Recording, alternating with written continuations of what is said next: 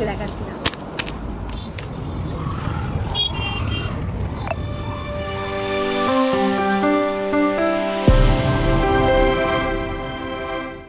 নমস্কার বন্ধুরা, কেমন আছেন আপনারা? সবাই চলে এসেছি আরেকটি নতুন ব্লগ ভিডিও নিয়ে।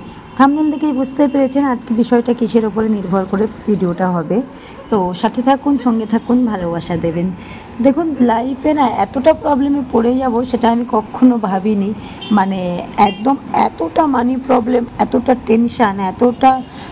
টেনশান নিয়ে কাটাতে হবে সেটা আমি একেবারে ভাবিনি। না, এটা ভাববেন না যে আমার আবার কাজবাজ বন্ধ হয়ে গেছে। কাজবাজ চলছে বন্ধুরা, ওটা তো চালাতেই হবে, ওটা কিছু করার নেই। আসলে আমি একটি বাড়ি তৈরি করেছি, আপনারাও সেটা কম বেশি প্রত্যেকেই জানেন যারা আমাকে নিয়মিত ফলো করেন তারা। তো বাড়ি তৈরি করতে গিয়ে মানে একেবারে সবটা একসাথে কমপ্লিট করতে গিয়ে আমি একটা প্রচুর পরিমাণে ঋণের মধ্যে পড়ে গেছি। আর সেই ঋণ শোধ করতে গিয়ে মানে আমার যে কী নাজেহাল অবস্থা সে আর কাউকে বলে লাভ নেই। আসলে অনেক সময় না স্বপ্ন পূরণ করতে গেলে না মানে মানুষের, আমি এখন বুঝতে পারি বেশিরভাগ মানুষ কেন নিজের স্বপ্ন পূরণ করতে রাজি হয় না, বা কেন তারা ভাবে যে যেভাবে জীবনটাকে অ্যাডজাস্ট করে নিই, দরকার নেই কোনো কিছু এক্সট্রা কিছু বা কোনো কিছু নতুন কিছু করার কোনো প্রয়োজন নেই, সেটা হয়তো বেশিরভাগ মানুষ ভাবে।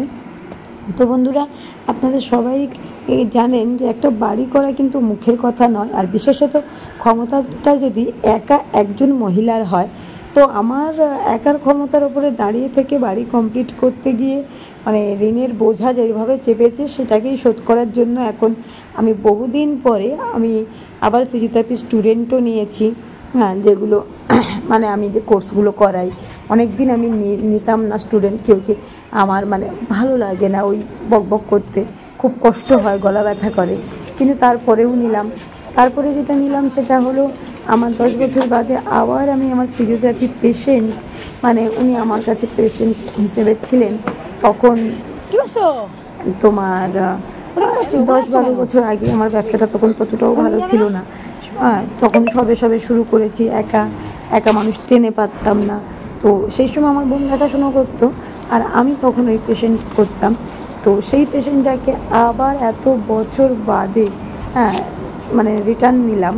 আর যদিও উনি নামে পেশেন্ট কিন্তু আমাকে ভীষণ ভালোবাসে, মানে আমি তো ওনার বলতে গেলে ওনাদের বাড়ির মেয়ের মতোই। কিন্তু যাই হোক, এতগুলো বছর যে কাজের জগৎ থেকে দূরে ছিলাম, ব্যবসাটাই শুধু মন দিয়েছিলাম, আজকে অনেক রকম ঋণের মধ্যে পড়ে গিয়ে সেই কাজটাকে আবার ভালোবেসে আপন করে নিতে হলো। কিছু করার নেই আমার, মানে আমি খুব টেনশনে ছিলাম যে কি হবে কি না হবে, আমি কিভাবে মেকআপ করব। তখনই আমার কাছে ওনাদের অফার আসে। তো সেই সময় ভাবলাম না ভাই, আমি ব্যবসায়ী, আমার আন্ডারে প্রচুর মেয়ে কাজ করে, সেই অহংকারে বসে থাকলে আমার চলবে না, আমার লোন শোধের রাস্তা আমাকেই বার করতে হবে। তাই আবার সেই জগতেই ফিরে গেলাম।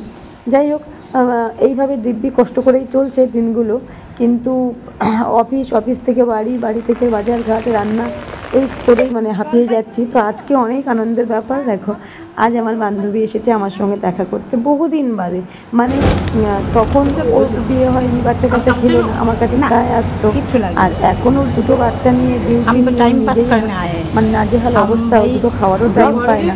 তো আজকে আমরা সবাই মিলে গেলাম, গিয়ে বাবুর্চিতে আমি কিছু খাবো না, আমার পেট ভরা ছিল, তবুও জবরদস্তি নিয়ে গেল একটা তোমার দোসা, দুজন মিলে ভাগ করে খেয়ে, মানে জাস্ট খাওয়াটা একটা উপলক্ষ মাত্র, কিছুটা সময় একসঙ্গে কাটানো, কিছুটা সময় একসাথে দেওয়া। তো সবাই ভালো থাকবেন, সুস্থ থাকবেন, দেখতে থাকবেন, সাথে আছি। আর আমাদের বান্ধবীদের খুনসুটি দেখতে থাকুন, আর কিছুই বলবো না, শুধু দেখুন, ভালোবাসা দেবেন। Thank you. দুটো একেবারে কোশোনার উপরে চলে গেল। ডায়মন্ড লক্ষ্মী আছে তো 26-এ, তো এত দেরি করছে কেন? এই যে লক্ষ্মী থাকার, ডায়মন্ড থাকার কথা, লক্ষ্মী আসবে এখন 31-এ, তুই চলে যাবে 31-এর লক্ষ্মী ঢুকবে, 31-এর লক্ষ্মী ঢুকবে। বেশি 26 বাজে চলে যাবো কেন? তোর ছাতা আমার ছাতা দে।